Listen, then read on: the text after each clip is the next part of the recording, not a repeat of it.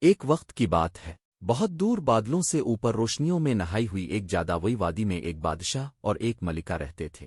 بادشاہ کا نام شہباز شاہ تھا اور ملکہ زرین پری کے نام سے مشہور تھی۔ زرین پری وادی کی سب سے حسین، عقلمند اور نیک دل حاکمہ تھی۔ اس کی آنکھوں میں سنہری چمک اور چہرے پر ایسی روشنی تھی جیسے صبح کی پہلی کرن، لیکن اس کے دل میں ایک اداسی بسی رہتی تھی کہ اس کی کوئی اولاد نہیں تھی۔ زرین پری اکثر راتوں کو محل کی چھت پر جا کر چاند سے باتیں کرتی، پھولوں سے فریاد کرتی اور جھیل کے کنارے اپنی پرچھائی سے کہتی، کاش میرے آنگن میں بھی کسی ننھی پری کی ہنسی گونجے، کوئی چھوٹی سی جان میری باہوں میں کھیلے۔ ایک دن وہ محل کے باغ میں اکیلی بیٹھی تھی۔ ٹھنڈی ہوا چل رہی تھی، پھولوں کی خوشبو فضا میں رچی ہوئی تھی۔ اچانک سامنے کے سبز لان میں ایک سفید سانپ آہستہ آہستہ رینگتا ہوا اس کی طرف آنے لگا، مگر وہ عام سانپ نہیں تھا۔ اس کے بدن سے نیلی روشنی جھلک رہی تھی جیسے اندر کوئی چمکتا نیلم چھپا ہو۔ زرین پری نے حیرت سے سانپ کو دیکھا مگر خوفزدہ نہ ہوئی۔ اس کے چہرے پر ایک نرم مسکراہٹ آ گئی۔ کتنا خوبصورت ہے یہ ناگ، جیسے کسی خواب کا پیغام لایا ہو۔ اس نے سانپ کو نرمی سے اپنی ہتھیلیوں میں اٹھا لیا۔ سانپ نے بھی اس کی طرف محبت بھری نظروں سے دیکھا اور اس کے ہاتھوں میں سر رکھ دیا۔ اسی لمحے زرین پری کے دل میں برسوں کی خالی جگہ بھر گئی۔ اس نے فیصلہ کیا کہ وہ اسے اپنے بچے کی طرح پگی۔ اس کا نام رکھا فیروز، کیونکہ اس کے بدن سے نیلی روشنی نکلتی تھی۔ زرین پری نے فیروز کو اپنے بچے کی طرح پالا۔ وہ اسے سنہری پیالے میں دودھ پلاتی، نرم کپڑوں میں لپیٹ کر سلاتی اور راتوں کو کہانیاں سناتی۔ وقت گزرتا گیا، کچھ ماہ بعد قسمت نے مہربانی دکھائی۔ زرین پری کے ہاں ایک بیٹی پیدا ہوئی۔ وہ چاند کی طرح روشن، گلاب کی طرح نازک اور مسکراہٹ میں جادو رکھتی تھی۔ اس کا نام رکھا گیا ایلا۔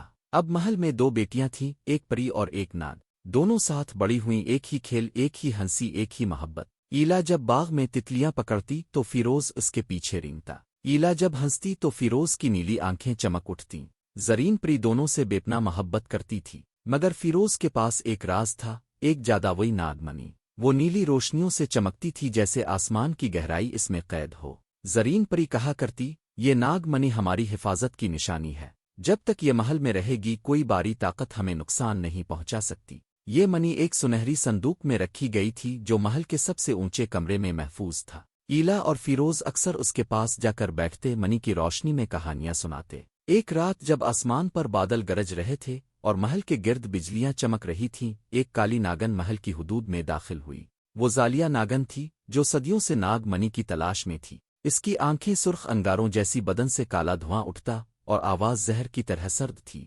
جب محل سو گیا، زالیہ ناگن چپکے سے اندر پہنچی۔ اس نے اپنے منتر پڑے اور پلک جھپکتے میں ناگ منی صندوق سے غائب ہو گئی۔ صبح ہوئی تو محل میں کوہرام مچ گیا۔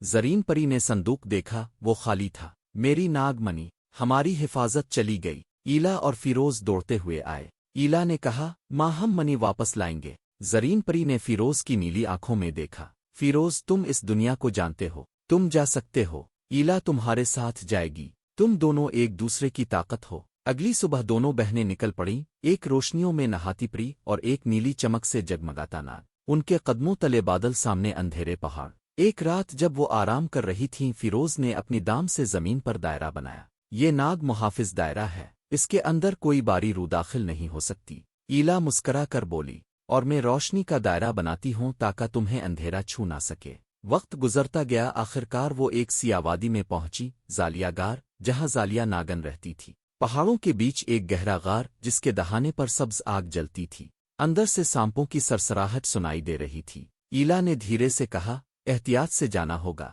فیروز نے اپنی نیلی آنکھوں سے اندھیرا روشن کیا اور دونوں اندر بڑھ گئیں۔ غار کے اندر کا منظر عجیب تھا۔ دیواروں پر زہر کی بوندیں چمک رہی تھیں، فرش پر کالے پتھروں کے بیچ نیلی روشنی لرز رہی تھی۔ بیچوں بیچ ایک پتھر کا سانپ تھا جس کے سر پر ناگ منی رکھی تھی۔ یہی ہے وہ، ایلا نے آہستہ کہا، لیکن اسی لمحے ایک خوفناک آواز گونجی، کون ہے جو میری غار میں آنے کی جرت کرتا ہے؟ زالیہ ناگن نمودار ہوئی۔ اس کے بدن سے کالا زہر ٹپک رہا تھا، آنکھیں خون کی طرح سرخ تھیں۔ فیروز نے بلند آواز میں کہا، میں فیروز ہوں، ناگ دنیا کی اولاد۔ یہ منی تمہاری نہیں، میری ماں زرین پری کی امانت ہے، اسے واپس کرو۔ زالیہ ناگن ہنسی، جو طاقتور ہے وہی مالک ہے، منی اب میری ہے۔ یہ کہہ کر اس نے زہریلا دھواں چھوڑا۔ سانپوں کے سائے فیروز پر حملہ آور ہوئے۔ ایلا نے اپنے گلابی پر پھیلائے اور روشنی کا جادو کیا۔ نیلی روشنی اور سفید ناور مل کر ایک چمکدار دائرہ بن گئے۔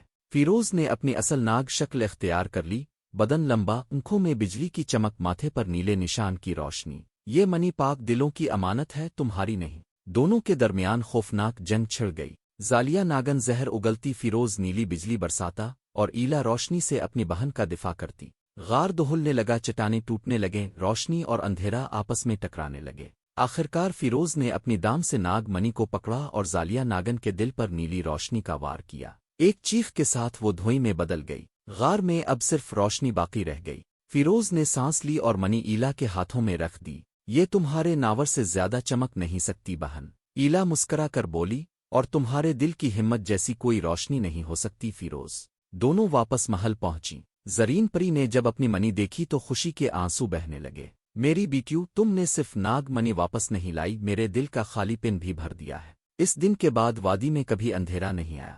زرین پری نے ناگ منی کو محل کے سب سے اونچے گنبد میں رکھ دیا تاکہ اس کی روشنی ہمیشہ چمکتی رہے۔ کہا جاتا ہے کہ آج بھی جب چاندنی راتوں میں پہاڑوں کے اوپر نیلی چمک دکھائی دیتی ہے تو وہ فیروز ناگ کا عکس ہوتا ہے جو اپنی بہن ایلا کے ساتھ ماں زرین پری کی امانت کی حفاظت کر رہا ہوتا ہے۔